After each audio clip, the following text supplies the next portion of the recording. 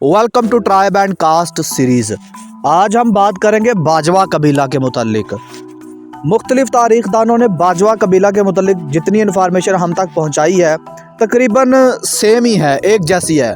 BS डाइया, BS Dhillon, इसके अलावा राम स्वरूप जून और ED मैकलेगन, H रोज, सर डेंजल इब्सन और कर्नल JM वाइकली, सब ने जितनी इन्फॉर्मेशन बाजवा कबीला के मुतालिक हम तक पहुँचाई है, सभी की दी हुई इन्फॉर्मेशन में तकरीबन ममासलत है और मिलती जुलती है। और सभी की दी हुई इन्फॉर्मेशन ED मैकलेगन और H रोज ने अपनी किताब the glossary of tribes and castes में लिखी है। यानी इनकी दी हुई इन्फॉर्मेशन और बाकियों की इन्फॉर्मेशन जो बाजवा कबीला के मुतालिक है सेम है। इसलिए वीडियो को ना ज़्यादा तवील करते हुए हम एक ही राइटर की किताब को पढ़ते हैं जिसमें सभी की दी हुई इन्फॉर्मेशन कवर हो जाएगी। किताब का नाम है the glossary of tribe and castes, writer ED Maclagan और H रोज। वो लिखते हैं, बाजवा सियालकोट और अमृतसर और मुल्तान में एक ज़राअत पेशा जट कबीला है और साहिवाल में एक हिंदू कबीला है। बाजवा जट बज्जू राजपूतों से नस्ली कराबत रखते हैं। यानी वो कहते हैं कि बाजवा जट और बाजू या बज्जू राजपूत ये एक ही हैं। मतलब उनका कहने का है कि ये बाजवा और बज्जू जो हैं वो वक़्त के हिसाब से अलग अलग हो गए ताकि आपस में तमीज़ कर सकें, वरना अगर हम इनका शजरा नसब देखें तो ये पीछे जाके एक ही बनते हैं। बज्जू राजपूतों के हवाले से इनका कहना है कि वो सूरजबंसी राजपूत हैं और इनका जद्दे अमजद राजा शालेब को सिकंदर लोधी के अहद में मुल्तान से बेदखल किया गया था। इसके दो बेटे कल्स और लैस उकाब पालने वाले के भेस में फ़रार हुए। यानी कि दो बेटे थे, जब इनको राजा सिकंदर लोधी ने मुल्तान से बेदखल किया तो दो बेटे कल्स और लैस जो उकाब पालते थे वो फ़रार हो गए वहाँ से। लैस जम्मू की तरफ गया और वहाँ एक काटल राजपूत औरत से शादी की, जबकि कल्स ने पसरूर में एक जाट लड़की को बीवी बनाया। दोनों की औलादें बजवात में रहती हैं, लेकिन वो खुद को तमीज़ करने के लिए बज्जू राजपूत और बाजवा जट कहलाते हैं। देखें ना, अब दोनों भाई हैं और दोनों फ़रार हो गए वहाँ से। सिकंदर लोधी की जब शिकस्त दी इनको तो ये एक ने राजपूत औरत से शादी कर ली और दूसरे ने जट औरत से शादी कर ली। जिसने राजपूत औरत से शादी की वो बज्जू राजपूत कहलाने लगा और जिसने जट औरत से शादी की वो बाजवा राजपूत कहलवाने लगा, बाजवा जट कहलवाने लगा। एक और कहानी के मुताबिक इसके जद्दे अमजद जसिया राय जैसन को राय पथवारा ने दिल्ली से निकाला, यानी पृथ्वीराज चौहान ने दिल्ली से निकाला और वो सियालकोट में करबला के मुकाम पर आबाद हुआ। तीसरी कहानी के मुताबिक जम्मू के राजा रू ने जम्मू के राजा नारू ने उसे एक ताकतवर पठान मीर जगवा को मारने के लिए इलाका घोल में 84 देहात दिए थे।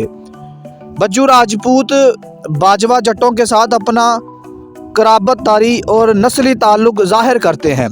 जाहिरी बात है, नस्ली ताल्लुक तो होगा जब दो बेटे थे, अब दो भाई थे और अलग अलग कौमों में तकसीम हो गए। और कहते हैं कि कल्स के एक बेटे, दावा के बेटे, देवा के 3 बेटे, मुंदा, दूसरा और नाना उर्फ चचेरा थे। नाना के तमाम बच्चे मर गए तो ज्योतिषी ने उसे बताया कि उसका सिर्फ वही बच्चा ज़िंदा रहेगा जो चचेरी दरख्त के नीचे पैदा होगा। उसकी नसीहत पर अमल किया गया और नाना के अगले बेटे ने चचेरा शाख की बुनियाद रखी जो नारोवाल में मिलते हैं। बज्जू राजपूतों की एक रस्म चूंडा वंड है और बताया जाता है कि वो अपनी बेटियों की शादी चिब, भाव और मिनहास राजपूतों और बेटों की राजपूतों में करते हैं। ये भी बताया जाता है कि कुछ ही अरसा पहले बिज्जू राजपूतों के यहाँ एक रस्म राज थी। देखे ना, कहीं ये बिज्जू लिखा हुआ है और कहीं बज्जू लिखा हुआ है, पेश आई हुई, कहीं जेर आई हुई है। राजपूतों के यहाँ एक रस्म राज थी जिसके तहत किसी लड़की की शादी करने के लिए उसे हिंदू बनाया जाता था। इस मकसद के तहत उसे एक ज़ेरे ज़मीन कमरे में आर्जी तौर पर दफन करके ऊपर मट्टी में हल चला दिया जाता था। उनकी बहुत सी रसूम शाही जट्टों जैसी हैं। बहुत सारे ऐसे जट कबाइल हैं जिनकी रसूम शाही जट्टों से मिलती जुलती हैं और यहाँ भी इनको बताया गया है कि इनकी जो रस्में हैं वो शाही जट्टों जैसी हैं। वो तकरीबन सभी के सभी सियालकोट में मिलते हैं। अलबत्ता इनकी थोड़ी बहुत तादाद मशरक मशरक़ की समत पटियाला तक फैली हुई है। और एक और छोटी सी तहरीर है, ये मिलती है हमें। बाजवा जट्टों का बहादुर कबीला है। बाजवा का मतलब बाज या बाज पालने वाले को कहते हैं। बाजवा पंजाब में बहुत बड़ा कबीला है और ये सूरजबंसी जट होने के दावेदार हैं। देखे ना, अब दो भाई थे जो फरार हुए और एक ने बज्जू जो है था उसने राजपूत औरत से शादी की और एक ने जट औरत से शादी की, जिसके बाद उनकी औलाद एक ने बाजवा जट कहलाने लगे, एक जो थे वो राजपूत कहलवाने लगे।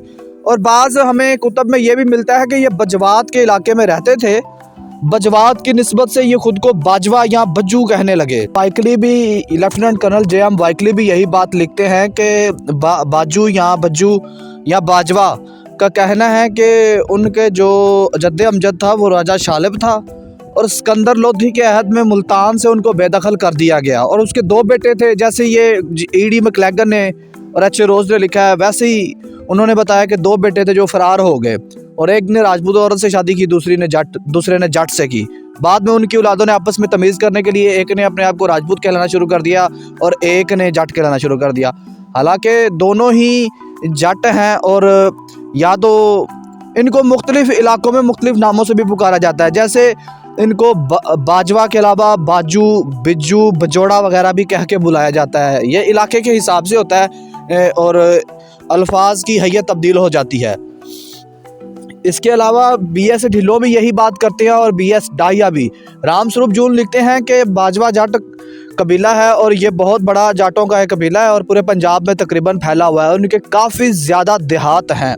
1911 की मरदमशुमारी के मुताबिक तकरीबन पंजाब के हर ज़िला में इनकी आबादी मौजूद थी और ये काफ़ी तादाद में थे। और ये मशरक़ी और ये इंडियन पंजाब में बठिंडा, पटियाला, अमृतसर में आबाद थे, जबकि ये हिंदू जो बाजवा थे थोड़ी तादाद में वो राजस्थान में आबाद थे। और इनकी आबादी को परसेंटेज में जब तकसीम किया गया तो बताया गया कि ये 50% जो थे वो सिख थे, उसके अलावा 40% ये मुसलमान हैं और कुछ ये बताया गया है कि ये बाजवा कबीला के लोग कादियानी भी हैं। और कुछ को तकसीम किया गया है जनाब ये हिंदू कबीले में, हिंदू मज़हब में। ये मज़हब के अतबार से 4 मज़हब में तकसीम है: इस्लाम, सिखिज़म, हिंदू और कादियानी। ये थी वो इन्फॉर्मेशन बाजवा कबीले की जो हमें मुख्तलिफ़ किताबों और वेबसाइट से मिली।